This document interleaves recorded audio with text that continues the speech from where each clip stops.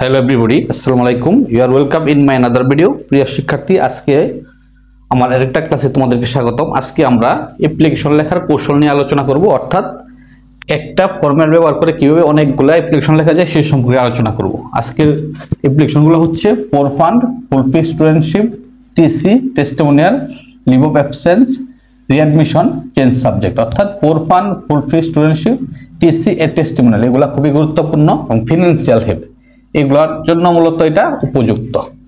তোমরা জানো প্রথমে ডেট লিখতে হয় আমেরিকান স্টাইলে, তারপর প্রিন্সিপাল বা হেড টিচার বা প্রতিষ্ঠান প্রধানের যে ডেজিগনেশন এটা, তারপরে হচ্ছে প্রতিষ্ঠানের নাম, তারপরে তোমার অ্যাড্রেস, ঢাকা 1000। এটা আমি ধরো আইডিয়া মাফিক একটা দিছি just.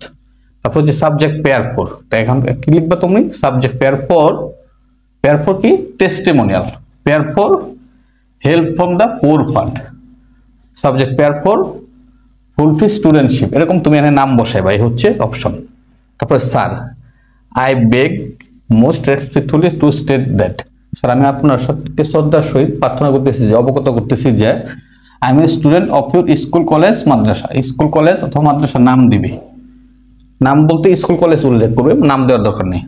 I am a student of your school অথবা মাদ্রাসা অথবা কলেজ, এটা বলবে তুমি যে যে লেভেলে আসো, যারা এসএসসি বা দাখিলে আসো বা ইন্টারমিডিয়েট লেভেলে আসো বা কলেজে আসো, যে আসছে যে অপশনটা আছে ওইটাই উল্লেখ করবে। I am a student of your school, I am a student of your মাদ্রাসা বা of your college.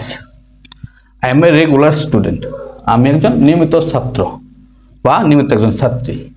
But now, কিন্তু এখন, আই নিড, আমার দরকার। কি দরকার?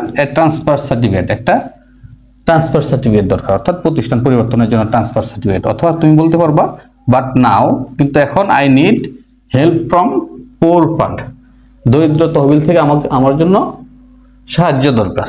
এটা তুমি, অথবা ফিনান্সিয়াল হেল্প, যেটা দরকার ওইটা লিখবা, উপরে যে উল্লেখের নাম আছে।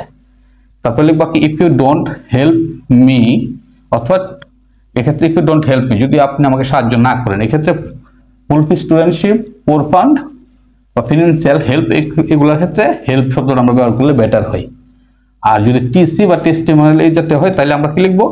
If you don't give it to me, আপনি যদি আমাকে না দেন, অর্থাৎ টিসি না দেন, টেস্টিমোনিয়াল না দেন। আর হেল্প ব্যবহার করবো যে ফুল ফি স্টুডেন্টশিপ অথবা পোর ফান্ডের ক্ষেত্রে। If you don't help me, যদি আপনি আমাকে সাহায্য না করেন, my studies may be hampered, আমার পড়াশোনা ক্ষতিগ্রস্ত হতে পারে।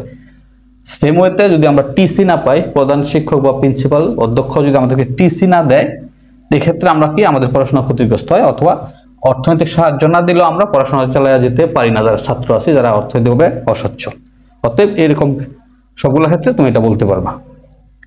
আর প্রয়োজনে কিছু চেঞ্জ করা লাগবে, যেহেতু ফরম্যাট মানে কিছু নিজের চেঞ্জ ব্যবহার করা লাগে অবশ্যই। তারপর কি আছে? May I therefore pay and hope that you will be kind enough.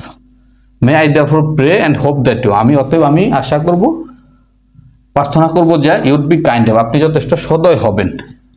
Two grant me and oblige thereby, to grant me অর্থাৎ আমাকে টিসি দেওয়ার জন্য, অথবা আমি যে আবেদন পোর ফান্ডের থেকে অর্থনৈতিক ব্যাপারে, টাকা পয়সার ব্যাপারে সাহায্য চাইছি, ওইটার অনুমতির ব্যাপারে, মানে মঞ্জুরির ব্যাপারে। অ্যান্ড অবলাইজ দেয়ার বাই, এবং আমাকে কৃতজ্ঞ করবেন, বাধ্য করবেন।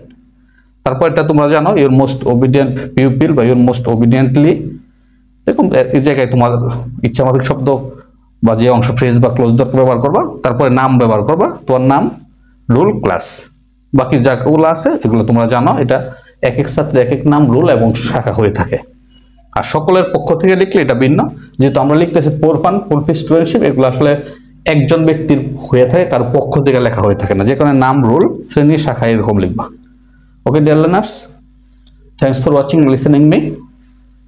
Don't forget to subscribe. Assalamu alaikum.